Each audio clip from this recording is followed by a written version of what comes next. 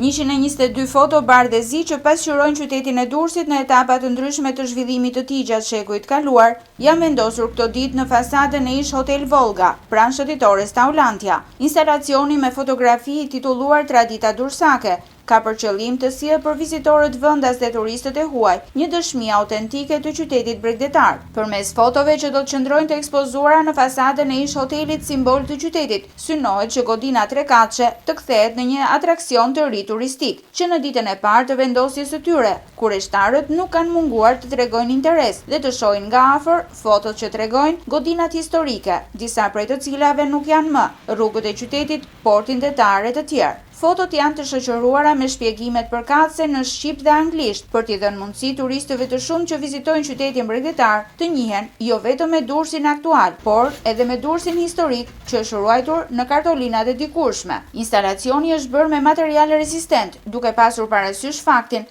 se foto do të jenë të ekspozuara ndaj ndikimit të kushteve atmosferike. Disa nga fotot e ekspozuara janë marrë nga arkiva ekspozitës muze turist të përgjuar. Projekti me instalacionin fotografik është ideuar në kuadër të Durrës Summer Fest 2025. Instalacioni fotografik është i dyti që vendoset në Durrës, pasi më herët një i ngjashëm është vendosur në murin rrethues të portit, ku 12 stendat e portit ndër vite dëshmojnë transformimin e tij, që nga vitet e parë të krijimit e në vazhdim.